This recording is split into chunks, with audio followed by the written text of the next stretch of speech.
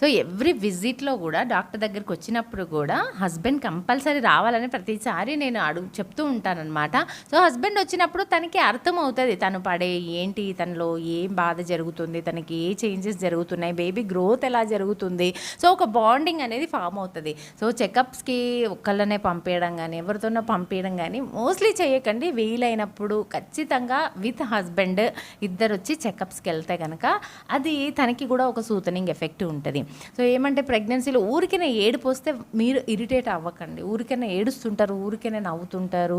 So over యాంగ్జైటీగా అనేది ప్రెగ్నెన్సీలో changes జరుగుతూ ఉంటాయి. సో దాన్ని అర్థం చేసుకోండి. తనకి టెండర్ లవింగ్ కేర్ ఖచ్చితంగా మీరు అందరూ అందిస్తారని నేను కోరుకుంటున్నాను. సో నా దగ్గరికి వచ్చే ప్రతి ప్రెగ్నెంట్ లేడీ తన ప్రెగ్నెన్సీ జర్నీని హ్యాపీగా కొనసాగించాలి. నీ ప్రెగ్నెన్సీ జర్నీ కూడా హ్యాపీగా ఉండాలి. మీ ఆయన కూడా నేను మంచిగా లవ్ చేయాలి. ఆల్రెడీ ఈజ్ లవ్వింగ్, బట్ కొంచెం చిన్నవి అలా అలా అలా కామన్ ఇంకా ఎవ్రీ దాన్ని. So you have to understand. మళ్ళీ అంతా సెట్ అయిపోతుంది. ఓకే, డెలివరీ తర్వాత బేబీ వచ్చిన తర్వాత ఆఫ్టర్ బేబీ 1 year అయినప్పుడు ఇంకా మళ్ళీ నార్మల్ లైఫ్లోకి వచ్చేస్తావు అనమాట. ఈ జర్నీ వరకు కొంచెం అలా ఇబ్బందులు ఉంటాయి. నువ్వు కూడా అర్థం చేసుకొని కొంచెం మెడిటేషను, యోగా, డైట్ ఇవి మంచిగా తీసుకుంటే కొంచెం ఈజీగా మనం బయటపడవచ్చు. ఆ 3 స్వింగ్స్ నుండి బయటపడవచ్చు అనమాట. మెడిటేషన్ బాగా హెల్ప్ చేస్తుంది. మిల్క్, డ్రై ఫ్రూట్స్ ఇవన్నీ కూడా changes. Yoga, meditation and sleep disturbances ఎక్కువ లేకుండా చూసుకోవాలి. నైట్లో మంచి స్లీప్ ఉండాలన్నమాట.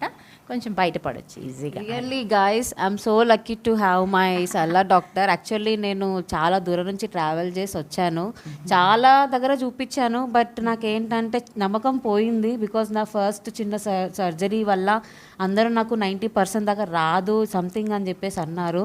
ఈ మేడం ఏదో మ్యాజిక్ ఉందో ఏందో తెలీదు. నేను ఒక్కటే విజిట్కి వచ్చిన మేడం దగ్గరికి. నాకు 2 months కూడా పట్టలేదు. నేను అసలు యాక్చువల్గా మేడం పట్టుకొని ఏడ్చిన సిచ్యువేషన్ కూడా ఉంది. నిజం చెప్తున్నా, మేడం చేతిలో నిజంగా నేనైతే ఏదో మ్యాజిక్ ఉందనే నమ్ముతా. ఎవరైనా ఏదైనా ప్రాబ్లం ఉంటే మాత్రం దూరం ఉందని ఆలోచించకండి, మేడం దగ్గరికి రండి, హ్యాపీగా వెళ్తారు. ఒక ఫ్యామిలీ డాక్టర్ కన్నా ఎక్కువ చాలా ఎక్కువ.